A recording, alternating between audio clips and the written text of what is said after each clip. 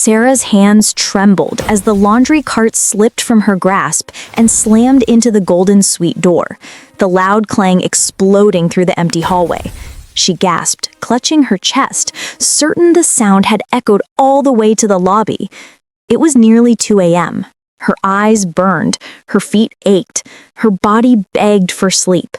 But she forced herself forward because she needed this job. She needed every shift, every tip, every tiny mercy the world would offer. Her younger brother was hospitalized again, and she had no one else. She pushed the door open, wheeling the cart into the massive penthouse suite. It smelled faintly of cedar wood and cold air, like no one had ever really lived here. The billionaire who owned this resort, Jake, wasn't expected back until morning. She had one task: change the sheets, tidy the room, then go home and crash for 2 precious hours before sunrise. She stood beside the oversized bed, pulling off the thick blankets, folding, smoothing, repeating. Her motions were robotic, her mind drifting as exhaustion clung to her like a weighted blanket. She blinked hard, trying to stay focused, but the mattress looked impossibly soft, like sinking into a cloud.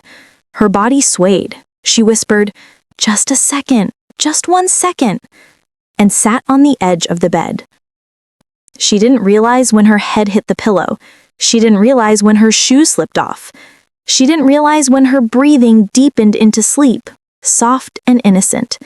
She only realized something was wrong when the lights flipped on and a cold, sharp voice sliced through the darkness. "What the hell?" Sarah shot upright with a scream. She staggered, half rolling off the bed and landing on her knees.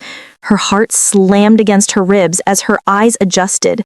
The tall, broad figure stood at the doorway, coat dripping from the storm outside, shirt half unbuttoned, hair tousled, jaw tight with disbelief.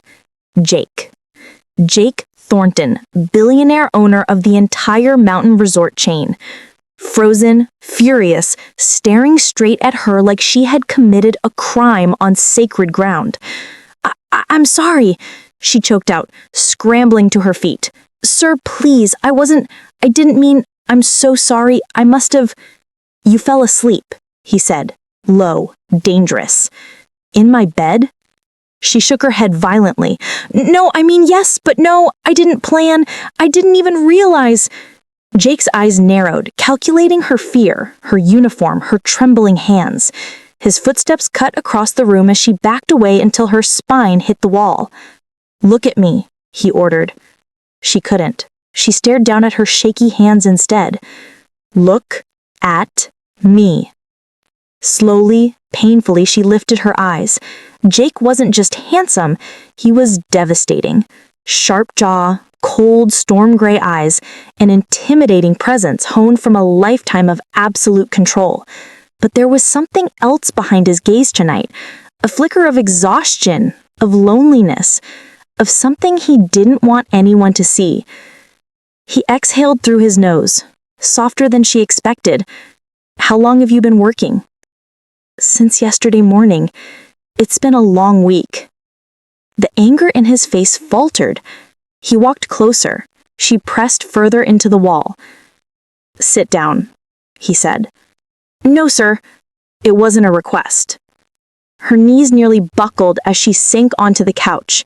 He knelt before her, a billionaire kneeling, reaching out to examine her scraped knuckles, the blister on her palm.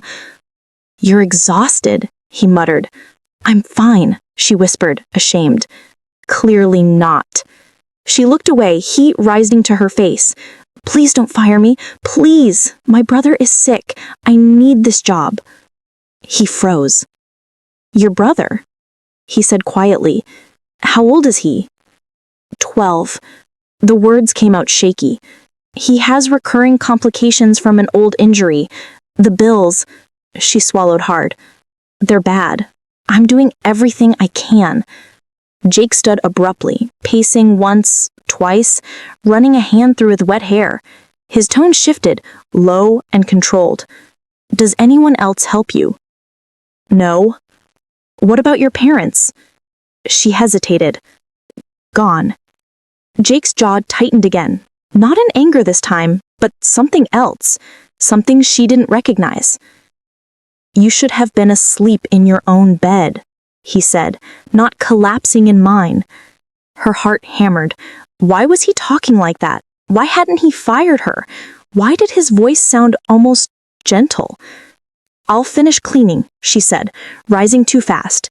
She stumbled and he caught her by the arms. She gasped when their eyes locked. "Sit," he said again, firmer. She obeyed, breathing unevenly. Jake studied her for a long moment. "You're not in trouble. But from tonight on, you clean only my suite.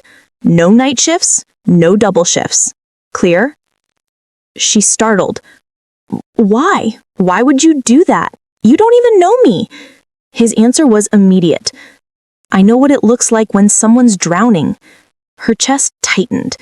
"I'm not—" "You are." His voice lowered. "Don't lie." And she didn't understand why, but the way he said it, quietly, with unexpected certainty, made her eyes burn with tears she refused to let fall. Jake stepped back, giving her space. "Finish up and go home. I'll handle the manager." She swallowed. "Thank you, sir." He held her gaze. "Go, before you fall asleep again." A tiny, embarrassed laugh slipped from her, and he blinked, surprised by it, maybe even softened. She left quickly, humiliation and confusion twisting in her stomach. She didn't know if the night was a disaster or a miracle. Jake stayed in the doorway, watching her disappear down the hall, his expression unreadable. He murmured to himself, "Who are you, Sarah?" He didn't know yet, but he would find out, and it would cost them both more than they imagined. Sarah didn't expect to see him again the next day, but there he was, leaning against the marble counter of the staff hallway, arms crossed, watching her arrive like he'd been waiting. Jake never waited for anyone. She froze mid-step. "Sir? Is something wrong?" He pushed off the counter, his gaze scanning her tired face. "You look like you slept 3 hours. 4, she corrected, clutching her bag. "Better than usual." "That's not a compliment," he muttered. Sarah kept her eyes on the floor. She didn't understand his sudden concern. Billionaires didn't worry about maids. They didn't notice them at all. Jake exhaled sharply. "Walk with me." I have to clock in." "I already spoke to the manager. You're assigned to me today." His voice softened a little. "Relax. You're not in trouble." She followed him down the corridor, nerves twisting in her stomach. His presence was overwhelming, tall, confident, powerful, but strangely restless today, like something was gnawing at him. They reached his private suite. As the door closed behind them, she stopped, unsure of why she was here. "Sir, what exactly do you want me to do?" Jake turned to face her fully. "Talk to me." The words hit the air like a shockwave. She blinked. "Talk? You keep looking at the ground like you're expecting a blow." He approached slowly. "Who taught you to be afraid of every breath you take?" She stiffened. "No one. Life just happened." "That's not an answer."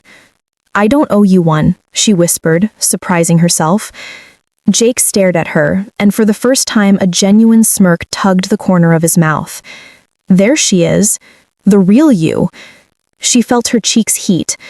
"Sir, please stop teasing me." "I'm not teasing." His voice dropped lower. "I'm curious." Sarah's heart raced. She needed to redirect the moment. "If you want me to clean—" "I didn't bring you here to clean." She froze. Jake realized how that sounded and immediately stepped back, palms lifted. "Not like that. Calm down." He sighed. "I want to understand you. That's all." "Why?" she breathed. "Because I confuse you," he admitted, running a hand through his hair. "Most people try to impress me. You look like you're trying to disappear." Her voice trembled. "I don't want trouble." "You're not trouble, Sarah." Her throat tightened. She didn't know why those words pierced her, but they did. Jake motioned to the couch. Sit. She did, reluctantly. He sat across from her, elbows on his knees, studying her as if she were a puzzle he desperately needed to solve. "What happened to your parents?" he asked gently. Sarah swallowed hard. "My dad died when I was little. My mom passed 2 years ago. It's just me and my brother now." Jake's expression shifted, something dark flickering behind his eyes. "I'm sorry." "You don't have to be." "I am anyway." She glanced away. "Why are you being so kind to me?" Jake hesitated, struggling with the truth.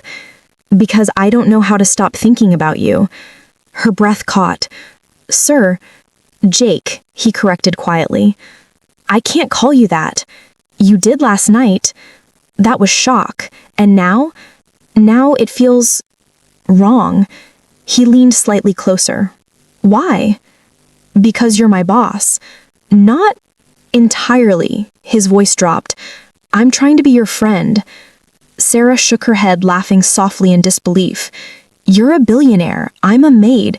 We don't live in the same world." "Then maybe your world is the one I want," he said before he could stop himself. Silence. Thick, charged silence. Sarah stood up abruptly. "I should go." Jake followed instantly. "Wait!" She stepped backward, panicked. "No, this is inappropriate. I can't afford to lose my job. I can't afford any distractions. My brother needs me. I need stability. I don't have time for whatever this is." He reached out, but didn't touch her. "I'm not asking for anything. I'm just trying to help." "I don't need help." "That's a lie," he said softly. She flinched. Jake's voice gentled. "Let me help you." "No." Her voice cracked. "No one has ever helped me without wanting something in return." He stiffened. "I'm not like them." "You're human," she whispered. "That's enough." Her eyes filled with tears, and Jake froze, terrified of being the reason they fell. "Sarah," he murmured. She wiped her face harshly. "Please, just let me work in peace." Jake didn't move. His jaw flexed with frustration, not at her, but at himself. "Fine, but if you need anything, you come to me." She nodded numbly and slipped past him. He watched her go with a storm brewing in his chest, muttering, "Why do I care so damn much?" Hours later, Sarah worked quietly in the staff laundry room when the resort manager approached. "You've been moved to daytime shifts only," he informed her, "starting immediately." "What? That's impossible. I need the overtime." "Mr. Thornton's orders." Her heart sank. Jake had done it again, making decisions for her. She felt both gratitude and anger twisting inside her. When Jake Sweet coming in later to drop off clean towels, he looked up from his laptop. "You're upset," he said instantly. "You shouldn't interfere with my shifts," she whispered. "You'll collapse if you keep working nights." "My brother's bills will be taken care of." She froze. "What?" Jake realized his slip too late. You mean what?" she whispered, voice shaking. I inhaled slowly. "I paid them." Her breath vanished. "You... what?" "Someone had to." His tone was firm. "You've been carrying the world on your shoulders alone." She stared at him, trembling. "Why would you do that? Why would you pay for something so personal? You barely know me." "Because you deserve better than the hell you're living," he said, voice rising, raw with emotion. "Because watching you suffer makes me..." He stopped himself, chest heaving. "Never mind." Her eyes filled again. "You had no right." "I know," he admitted, "but I don't regret it." She shook her head, backing away. This is too much. I can't owe you. I can't be controlled." "I'm not controlling you. It feels like it." Jake stepped forward, desperate. "Then tell me what you want. I'll do whatever you say." "Stop caring," she whispered. He froze. "That's the one thing I can't do." Her knees beaconed under the weight of his words. Before she could respond, the sweet store opened. Jake's stepmother walked in. Her cold eyes landed on Sarah, and everything changed. Jake's stepmother, Miranda, stepped fully into the suite, her heels clicking sharply against the marble. She took in the scene, Sarah, pale and shaken, facing Jake, who looked equally tense. Something dark curled in her smile. "Well," Miranda murmured, "isn't this interesting?" Jake's jaw tightened. "What are you doing here?" "Checking on my investment," she said coolly. "Your father and I own 50% of this resort. I go where I please." Her gaze slid to Sarah, assessing, cutting. "And who is this staff member who seems far too comfortable in your private space?" Sarah bowed her head immediately. "Ma'am, I'm sorry, I was just quiet," Miranda snapped without looking at her. "I didn't ask you." Jake stepped between them. "She works for me." Miranda raised a brow. "Clearly. The question is, how closely?" Jake's eyes went ice cold. "Don't start." But Miranda was already circling him like a strategist on a battlefield.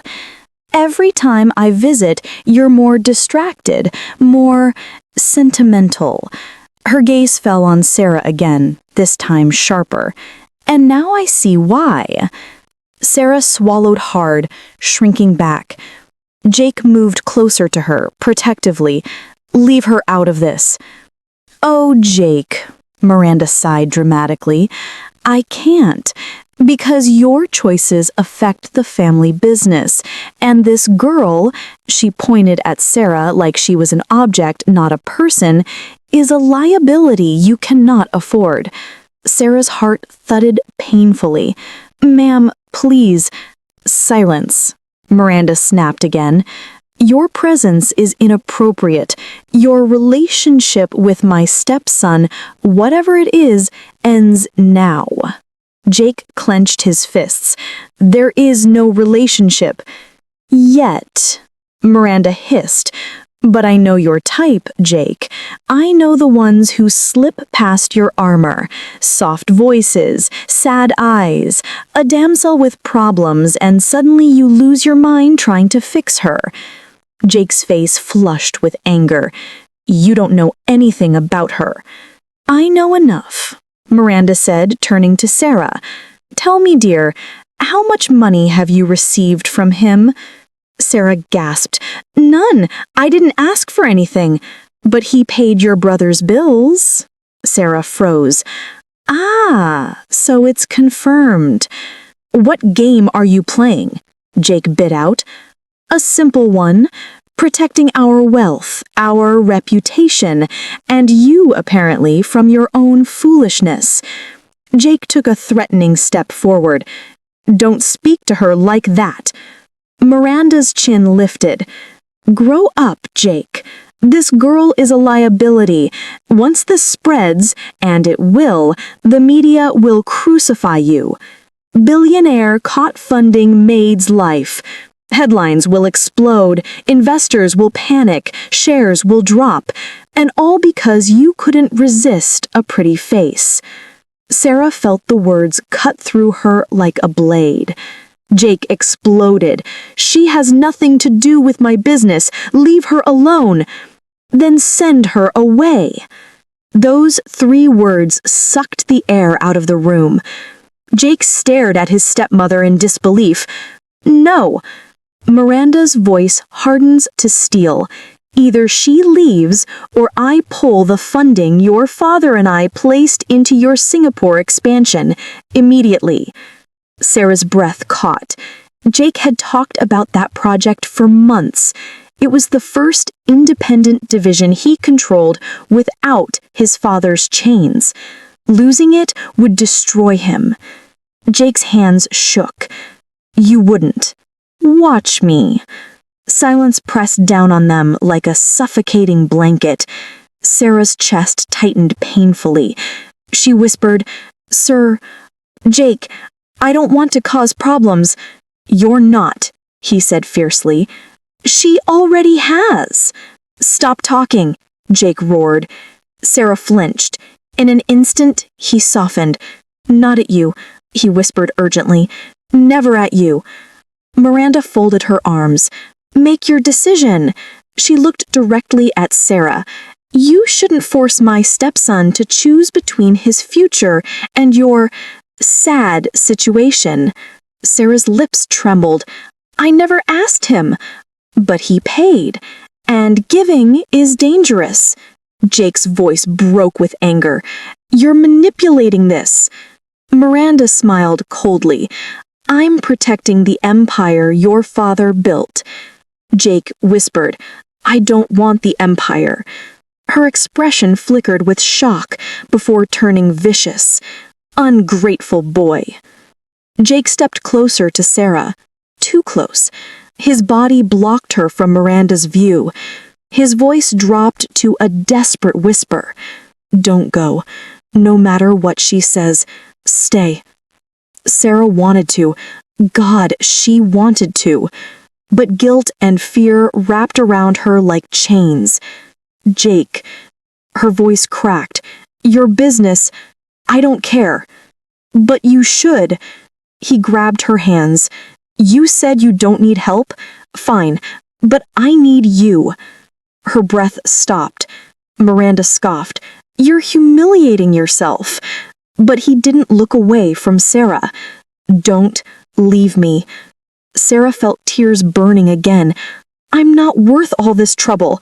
Yes, he said, voice shaking. You are. They stood like that, two people on the edge of a cliff, held together by fragile words, until Miranda spoke again, her tone quiet, deadly. If she is still employed here by tomorrow morning, I dismantle your entire expansion. Jake's world collapsed. Sarah's heart shattered.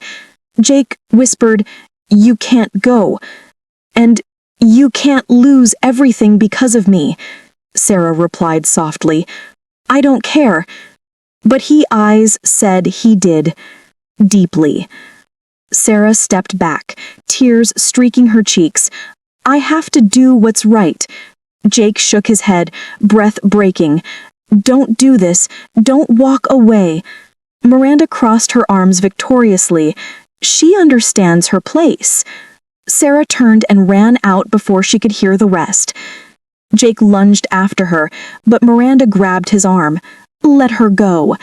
Jake shook her off violently. Don't touch me. He sprinted into the hallway, but Sarah was gone. Gone as if the world had swallowed her in a single heartbeat.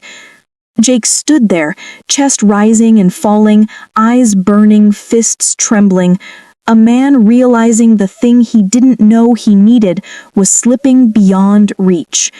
And Sarah, fleeing through the staff exit, whispered through her tears, God, forgive me, but I have to protect him.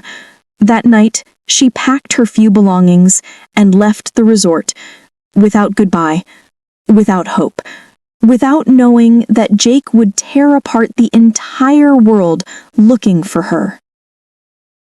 Jake froze, staring at the papers in her hand as if the words on them were physically striking him. Sarah felt the weight of the truth settle between them like a stone dropped into still water, sending ripples everywhere. She looked away, gripping the edge of the sofa as if it could hold her up. Hannah, she whispered, correcting herself instinctively. She deserves stability. I can't let your mother, your world, risk her care. I can't let you regret choosing us. Jake stepped forward slowly, as if approaching a wounded animal. I don't regret it. I never will. His voice cracked unexpectedly. I'm just angry you thought you had to face this alone, that you still don't trust me enough to stay. She closed her eyes. I trust you. I don't trust your world. He inhaled sharply, then ran a hand over his face. Then let me make you a new one. Something in his expression scared her, an intensity that looked too much like devotion, or destruction. Jake, she whispered, don't do something you'll hate yourself for. I already hate myself, he muttered. I should have protected you better. He reached for her hand. She let him hold it for exactly 3 seconds before pulling away. "If I stay," she said softly, "I'll always be looking over my shoulder, thinking your mother will find a new way to cut me out of your life." Jake swallowed hard, voice dropping. "I'll cut her out first."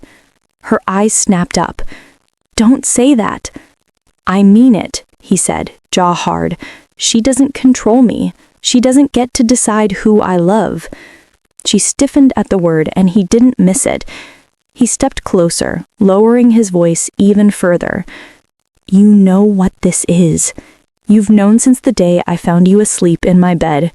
I've known since the day you fell into my chest in the hallway and whispered that apology like it broke you." Sarah felt her breath tremble. "Jake!" "No," he said firmly. "Stop running." She shook her head, tears building again. "But if I stay, she'll come after me, after Hannah. I can't risk her. I can't." Jake exhaled slowly, something like fear flickering across his face. "Then I'll go with you." The room went still. She stared at him. "What?" he said. "If you're leaving, then so am I." Her heart stuttered painfully. "You can't abandon your company, your life." He gave a tiny humorless laugh. "That life means nothing without you in it." Her chest tightened, not with joy, but with dread. "That's not fair." "It's the truth." She turned away, shaking her head, trying to breathe through the pressure in her ribs. Everything had spiraled too far, too fast. She'd come here to shut the door, cleanly, clearly, definitively. But Jake had a way of breaking every boundary she thought she'd built. He stepped behind her, voice barely above a whisper. "Sarah, look at me." She did, slowly, reluctantly. His eyes were wet. "I'm begging you, don't walk away." Her stomach twisted. She'd never seen him like this, not even close. The walls were gone, the armor was gone. Only the man remained, bare and terrified of losing her. "I have to," she choked out. "For Hannah." He closed his eyes like the words physically hurt him. She grabbed her small suitcase with shaking hands. "I'm sorry, Jake." "Sarah." But she was already moving. He followed her down the hallway, his steps heavy, desperate. "Sarah, please, don't go. You don't have to do this." She kept walking. "Sarah." She reached the elevator. He reached her arm. She froze. His voice shattered. "You're going to break me." Her own broke right back. "I'm already broken." The elevator dinged. She stepped in. He didn't follow. He just stood there, chest rising unevenly, hope draining from his eyes as the doors slid shut between them. And Sarah knew this was going to haunt her for the rest of her life. 2 months passed. Jake didn't reach out, maybe out of anger, maybe out of heartbreak, maybe because he didn't know where she had gone. But Sarah thought of him every night, every morning, in every quiet moment when Hannah fell asleep with her head on her lap. They were living in a small town in the mountains, where life was slower and quieter. Sarah worked at a bakery, her apron always dusted in flour, her hands always warm from kneading dough. The owner had taken a liking to her gentle nature and quick reflexes. Life wasn't glamorous, but it was stable, safe. And yet she felt hollow. Every laugh she forced, every prayer she whispered, every time she tucked Hannah into bed, that empty space inside her pulsed like a bruise. She missed him. Not the billionaire, not the penthouse, not the car that cost more than a hospital wing. She missed the quiet moments, his voice telling her to get some rest, his gentle attempts to make her smile, his stupid, earnest questions about whether she had eaten. The way he softened whenever she said his name. She missed the man who'd begged her not to walk away. But she kept going. She had to, or so she told herself. Until one early morning, as she set a tray of cinnamon rolls on the front counter, the bell above the bakery door chimed. She didn't look up at first, until she heard a breath. Soft, familiar, trembling. Her heart stopped. Slowly, terrified, she lifted her head. Jake stood in the doorway. He looked nothing like himself. His eyes were tired, his clothes were wrinkled, his hair was unstyled, and he held something in his hand, a small paper bag from the grocery across the street. He swallowed hard, voice hoarse. "I didn't know if you still like the strawberry milk you used to buy at the corner store, but I brought one, just in case." Her breath shook violently. "Jake," she whispered. He stepped forward, each movement careful, as if she might disappear again. "I've been looking for you for 2 months." She pressed her hand over her mouth. "I couldn't find you anywhere. Your number changed, your address was gone. You left without a trace." She felt tears fill her eyes. "I didn't want you to follow me." He gave a broken laugh. "I know. I followed anyway." Sarah looked down at the counter, gripping it for balance. "I needed to see if you were okay, if she was okay." "Hannah."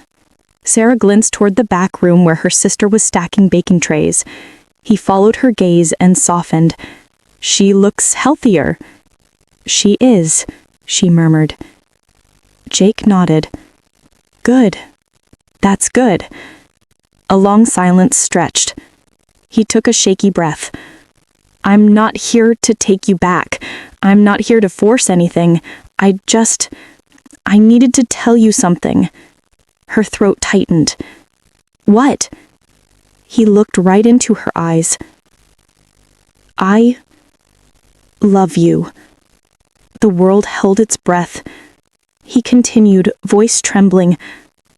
"I didn't know I was capable of it. I didn't know I could want someone so much that it felt like oxygen. But I do. And I don't care if we never go back to the city. I don't care if I have to bake bread every morning just to stand 2 feet away from you." Her tears spilled. "I'm not asking you to come back with me. I'm asking if maybe I can stay with you." Her heart cracked open. "Jake." He took a step closer. "You once told me your prayers were small, but you were wrong. You were the biggest answer to mine." Her breath caught in her chest. He moved closer again, and Sarah didn't step back. She didn't run. She didn't hide. Not this time. "Say something," he whispered, voice breaking. She reached for him, finally reaching for him, and whispered the words that had been sitting heavy inside her since the day she left. "I love you too." Jake exhaled, hard, relieved, overwhelmed, as if he'd been underwater for months and had only now broken the surface. When he pulled her into his arms, it felt like the beginning of everything they'd both been afraid to hope for. Behind them, the bakery owner peeked around the corner, eyes wide. Hannah giggled softly, clapping like she somehow understood everything. And outside, the little mountain town kept moving, quiet, steady, unaware that 2 broken hearts had finally stitched themselves back together. If you enjoyed this story, don't forget to like, comment your thoughts, and make sure you hit that subscribe